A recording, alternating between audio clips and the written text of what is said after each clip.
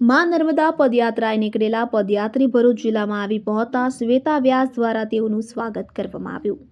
પંચ Kailasi Kantibhai 21 November 2024ના રોજ ઓમકારેશ્વરથી નીકળી માં નર્મદાની પેદલ પરિક્રમાના આજે 19મા દિવસે ભરૂચ જિલ્લામાં આવી પહોંચતા ભરૂચના જાણીતા સાયકલિસ્ટ શ્વેતા વ્યાસ દ્વારા ભાવભીનું સ્વાગત કરવામાં આવ્યું હતું। કાંતિભાઈ ભંડારી ગુજરાતના જાણીતા સાયકલિસ્ટ, એથ્લેટ અને પર્વતારોહક છે। તો તારીખ 30 સપ્ટેમ્બર 2024ના રોજ માનનીય મુખ્યમંત્રી શ્રી ભૂપેન્દ્રભાઈના આશીર્વાદ લઈને તારીખ 21 નવેમ્બર 2024થી પરિક્રમા શરૂ કરી હતી કે જેમાં 120 દિવસ દરમિયાન આશરે 3500 કિલોમીટર જેટલું પગપાળા નર્મદા પરિક્રમા પૂર્ણ કરશે।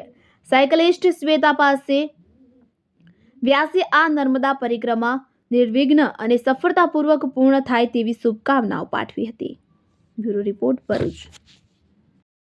60 વર્ષની ઉંમરે જનરલી બધા શું કરતા હોય છે? ઘરમાં શાંતિથી બેસીને આરામ કરતા હોય છે। આજે આપણા ભરૂચમાં એક બહુ મોટા સાયકલિસ્ટ અને પર્વતારોહી કાંતિભાઈ પટેલ વલસાડથી આવી ચૂક્યા છે, જે આજે નર્મદા પરિક્રમામાં આપણા ભરૂચે આવતા હું એમનું શ્વેતા વ્યાસ સ્વાગત કરું છું।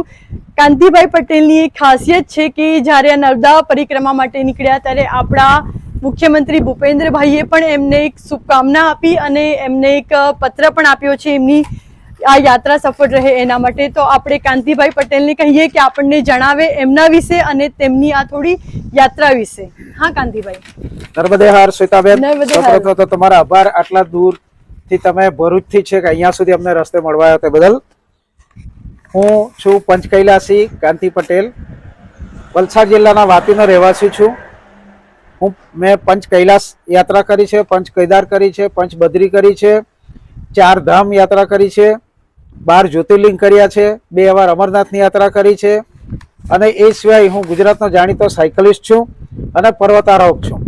હાલમાં અમે મારા મિત્ર પ્રમોદભાઈ ભંડારી સાથે અમે વાપીથી ઓમકારેશ્વર પહોંચ્યા અને ત્યાંથી 21 તારીખથી અમે પરિક્રમા ચાલીને ચાલુ કરી છે।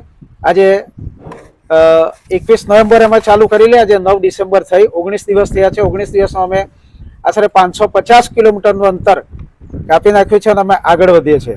ખૂબ ખૂબ ધન્યવાદ શ્વેતાબેન, થેન્ક યુ સો તમે અમને મચ, મળવા તે બદલ થેન્ક યુ। અને આ સમયે કાંતિભાઈ આપણા ગુજરાતના યુવાઓને તમે શું કહેવા માંગો છો એ છેલ્લે કહી દો। યુવાઓએ પણ આવું સ્પિરિચ્યુઅલ એક્ટિવિટીમાં ભાગ લેવો જોઈએ અને શક્ય હોય, સમય તો બધા પાસે નથી, પરંતુ થોડો સમય કાઢીને અમારે જેટલી મોટી નહીં પરંતુ નાની પણ એક્ટિવિટી આવી કરવી જોઈએ। અમારે પૂર્ણ યાત્રા આખી પરિક્રમા પૂર્ણ કરતા અમને લગભગ 120 દિવસ થશે, આજે 19 દિવસ થયા છે। થેન્ક યુ, ધન્યવાદ।